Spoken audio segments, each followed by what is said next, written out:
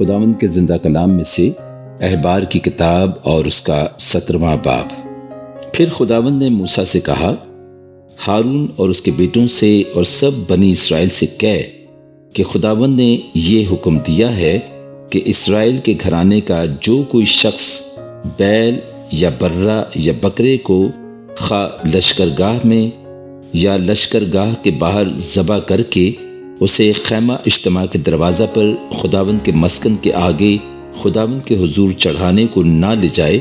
اس شخص پر خون کا الزام ہوگا کہ اس نے خون کیا ہے، اور وہ شخص اپنے لوگوں میں سے کاٹ ڈالا جائے۔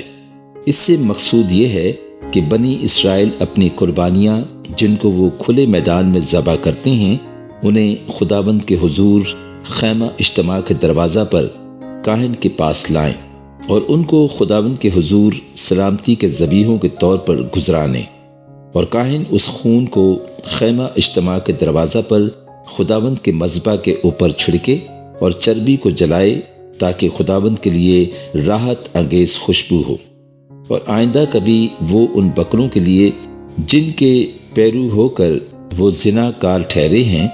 وہ اپنی قربانیاں نہ گزرانے۔ ان کے لیے نسل در نسل یہ دائمی قانون ہوگا۔ سو تو ان سے کہہ دے کہ اسرائیل کے گھرانے کا یا ان پردیسیوں میں سے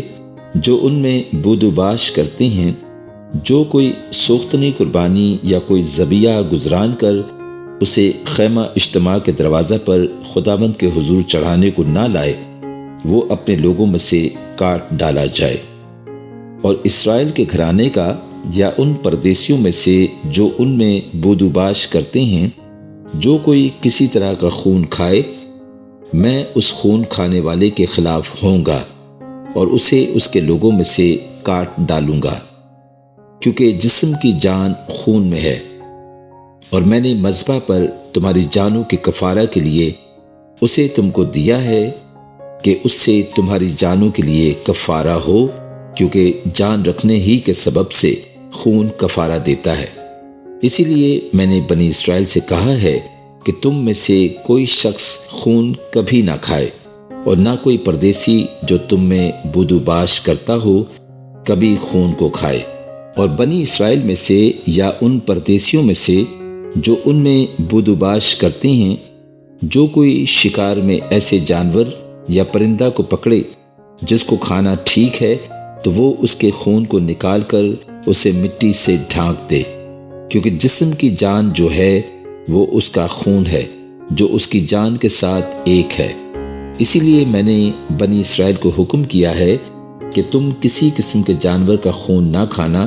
کیونکہ ہر جانور کی جان اس کا خون ہی ہے، جو کوئی اسے کھائے وہ کاٹ ڈالا جائے۔ اور جو شخص مردار کو یا درندہ کے پھاڑے ہوئے جانور کو کھائے، وہ خواہ دیسی ہو یا پردیسی، اپنے کپڑے دھوئے اور پانی سے غسل کرے اور شام تک ناپاک رہے، تب وہ پاک ہوگا۔ لیکن اگر وہ ان کو نہ دھوئے اور نہ غسل کرے تو اس کا گناہ اسی کے سر لگے گا۔ پاک کلام کے پڑھے اور سنے جانے پر خداوند کی خاص برکت ہو، آمین۔